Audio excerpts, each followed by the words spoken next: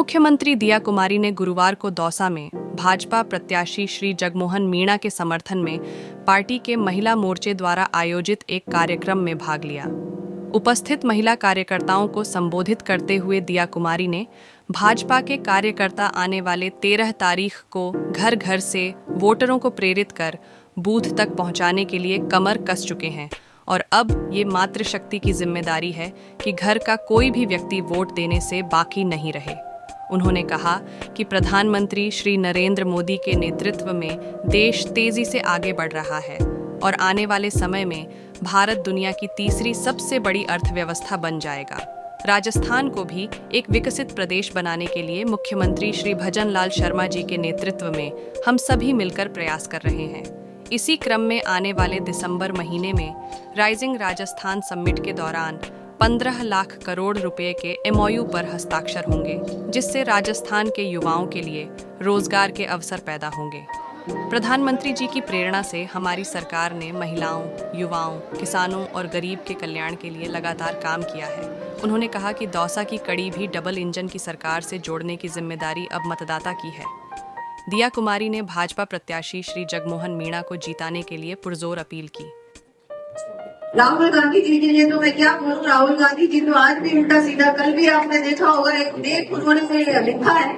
उस लेख में कहा कि राजीव महाराज ने रिश्वत लेके अंग्रेजों का साथ दिया, उन्होंने ईस्ट इंडिया कंपनी का साथ दिया। अरे महापुरुष, कम से कम इतिहास तो पढ़ लिया होगा।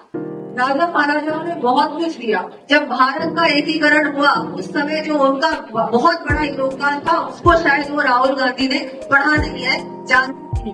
तो मैं आपको बोलना चाहूंगी, थोड़ा तथ्यों की जानकारी तो कर लीजिए, हिस्ट्री की नॉलेज तो अपनी थोड़ी सी अच्छी कर लीजिए। आपको कुछ जानकारी नहीं है, सिर्फ जातियों थोड़ा सब एक ही समाज में लड़ाइयां कराओ, ये सब चीजें ही करते रहेंगे। और इनकी पार्टी, इनकी बहकावे में मत आना, यदि समाज को भी तोड़ना चाहते हैं, जातियों में भी लड़ाइयां करवाना चाहते हैं, तो ये ऐसी पार्टी और ऐसे नेता, इनका तो बहिष्कार करना चाहिए आपको पूर्ण रूप से।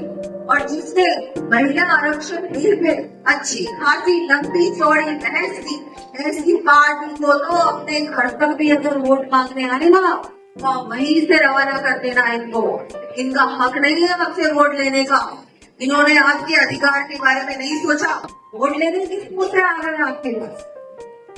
ठीक है, तो मेरी बात आप सब समझ गए होंगे और आप सबको मैं यही कहना चाहूंगी कि आप सब मिलकर 13 तारीख को जाके वोट जरूर डालिए। घर में काम तो होते रहते हैं, शादियां भी होती रहती हैं, लेकिन सबसे महत्वपूर्ण काम है जो 5 साल में एक बार होता है, वो है वोट डालने का। और वोट आप जरूर दीजिए, समय बटन को दबाएं।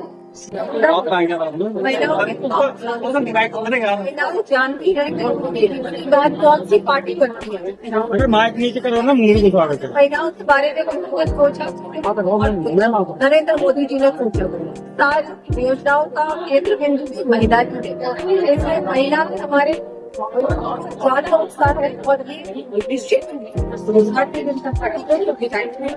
महिला आरक्षण की बात की मैडम, आपने कहा कि हमने बटन दबाया था, किस तरह के देखते हैं, क्या ये मुद्दा धरातल तक लेकर जा पाएंगे आप?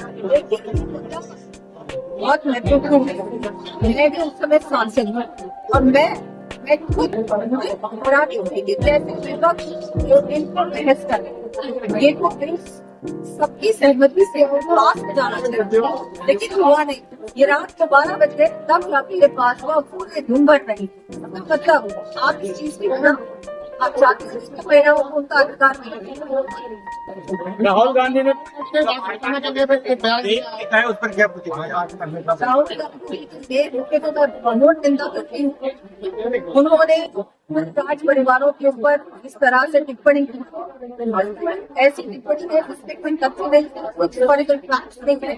उन्होंने कहा कि उन्होंने राज परिवारों ने रिश्वत की अंग्रेजों से और ईस्ट इंडिया कंपनी को बना दिया। ऐसी बात नहीं करते हैं जबकि हिस्टोरिकल नहीं, उल्टा राज परिवारों ने बहुत कुछ किया। जब हमारे देश का एकीकरण हुआ उस समय सबसे पहले राज परिवारों ने संपत्तियां हो चाहे कुछ भी हो, सब कुछ आगे बढ़ता। गवर्नमेंट को इस्तेमाल करते हैं। तो ये बात तो बिल्कुल मुझे लगता है पता नहीं किसको उनको बता दें कि वो इस तरह की बात करते हैं। सिर्फ बात ये है कि वो जातियों को, धर्म को, धर्म प्रकार के समाज को डिवाइड करना चाहते हैं। तो वही पॉलिसी अपना रहे हैं जो कि ब्रिटिशर को। लेकिन इसके बाद भी क्या लगता है क्यों आखिर दिया होगा? आप कह रही हैं कि जातियों को बांटने की बात कर रहे हैं और जिस तरीके से तथ्यों के अलावा बात की है, तो क्यों आखिर क्या लगता है क्यों उन्होंने इतना दिया होगा? शरीर से ज्यादा तो वो क्या बोलते हैं, क्यों बोल जाते हैं, वो उन्हीं को जानकारी होती है और किसी को नहीं होती है। हमारे देश की बुराई करते हैं विदेशों में जाके, जो हमारे देश की विदेशों में जाके बुराई करता है, ऐसा नेता तो मुझे लगता है कि हम सबको सोचना होगा कि ये नेता कैसे बने। और एक बहुत शर्म आनी चाहिए वो हमारे देश की करते हैं, हमारे देश में बुराइयां करते हैं। उनके बारे में क्या बोल सकते तो बता दो कैसे दिमाग चाहिए।